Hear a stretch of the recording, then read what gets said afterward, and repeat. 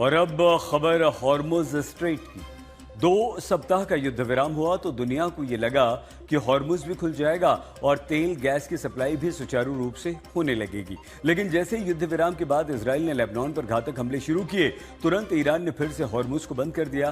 तो ऐसे में जो हॉर्मुज अमेरिका और ईरान के युद्ध के बीच सबसे बड़ा हथियार बना हुआ था, अब युद्ध विराम में भी हॉर्मुज ईरान के लिए डील वाला सबसे बड़ा हथियार बन गया। और रूस ने तो हॉर्मुज को ईरान का परमाणु हथियार तक बता दिया। आइए हम आपको दिखाते हैं कि हॉर्मुज पर आगे क्या होने वाला है। 2 हफ्ते का युद्ध विराम, हॉर्मुज स्ट्रेट पर जारी है संग्राम। हॉर्मुज स्ट्रेट पर दुनिया फंसी तो ईरान की बारगेन पावर बढ़ी। रूस ने कहा कि हॉर्मुज स्ट्रेट ईरान का परमाणु हथियार है। युद्ध विराम में लेबनान की लड़ाई हॉर्मुज स्ट्रेट पर आई। हॉर्मुज स्ट्रेट पर ईरान का माइंस वाला माइंड गेम।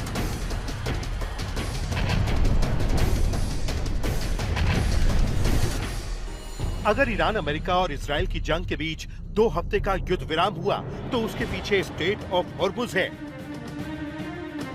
अगर जंग में ईरान के सामने अमेरिका झुका तो उसके पीछे स्ट्रेट ऑफ हॉर्मुज है।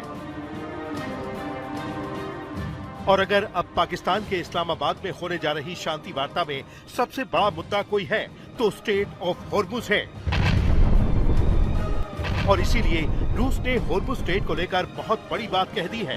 रूसी संघ की सुरक्षा परिषद के उपाध्यक्ष और देश के तीसरे राष्ट्रपति रहे दिमित्री मेदवेदेव ने कहा है कि ये स्पष्ट नहीं है कि वॉशिंगटन और तेहरान के बीच हुआ युद्ध विराम किस तरह आगे बढ़ेगा, लेकिन एक बात निश्चित है, ईरान ने अपने परमाणु हथियारों का परीक्षण कर लिया है। इसे स्ट्रेट ऑफ हॉर्मुज कहा जाता है। इसकी क्षमता असीमित है। ये ईरान का सीक्रेट हथियार है और अमेरिका के खिलाफ इसका इस्तेमाल आसानी से किया जा सकता है। और ऐसा दिमित्री मेदवेदेव ने क्यों कहा है, तो इसको सीधे सीधे इस तरह से समझा जा सकता है कि अमेरिका और ईरान के बीच युद्ध विराम तक बात पहुंची तो हॉर्मुज स्ट्रेट के चलते, क्योंकि ट्रंप ने ईरान को धमकियां दी अगर हॉर्मुज स्ट्रेट नहीं खोला तो ईरान पर बहुत भयंकर हमले होंगे।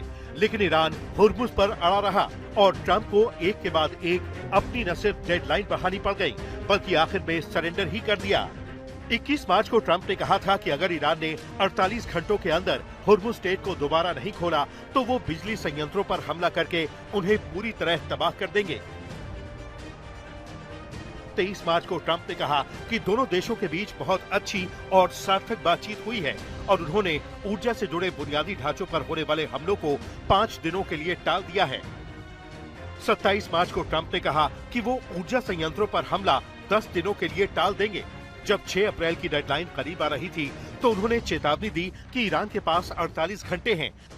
मंगलवार को ईरान में पावर प्लांट डे और ब्रिज डे होगा, दोनों एक साथ। ऐसा पहले कभी नहीं हुआ होगा। स्ट्रेट को खोलो, नहीं तो तुम नर्क जैसी जिंदगी जियोगे। बस देखते रहो। और अंत में हुआ 2 हफ्ते का युद्ध विराम और इन सीज फायर की शर्तों में ईरान ने कहा कि हॉर्मुज स्ट्रेट से सुरक्षित मार्ग की गारंटी दी जाएगी।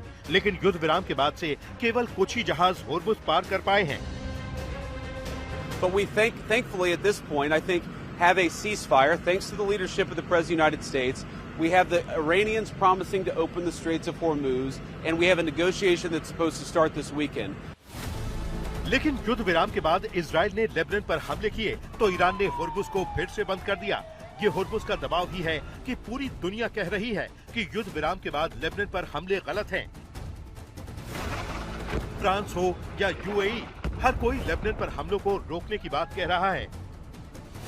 और ईरान ने हॉर्मुज को लेकर माइंस वाला माइंड गेम चल दिया है।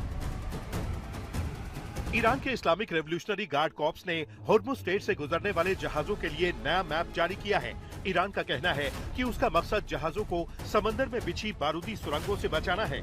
इस मैप में उन खतरनाक इलाकों को दिखाया गया है जहां जहाजों का जाना मना है। रिपोर्ट के मुताबिक पहले जहाज ओमान के किनारे के पास से गुजरते थे, लेकिन अब उन्हें ईरान के किनारे के पास से निकलने की सलाह दी गई है। इससे माइन वाले इलाकों से बचा जा सकता है। ईरान ने जहाजों से कहा कि वे पहले उसके अधिकारियों से संपर्क करें, तभी उन्हें सुरक्षित रास्ता बताया जाएगा। ईरान अब इस रास्ते से गुजरने वाले तेल के जहाजों पर नजर भी रखेगा। हर जहाज को पहले अपने माल यानी कार्गो की पूरी जानकारी देनी होगी, उसके बाद ही आगे जाने की इजाजत मिलेगी। वहीं फाइनेंशियल टाइम्स की एक रिपोर्ट के मुताबिक ईरान हर बैरल तेल पर $1 टैक्स लेने की तैयारी कर रहा है और ये पैसा क्रिप्टो करेंसी में लेना चाहता है। और अब होर्मुज पर ईरान की तरफ से ताजा बयान ये है कि वो सिर्फ 15 जहाजों को ही एक दिन में गुजरने देगा, जबकि पहले ये संख्या कई गुना थी। खाड़ी देशों को लगा था कि अमेरिका के सामने ईरान की दादागिरी नहीं चलेगी, लेकिन बाजी उल्टी पड़ गई।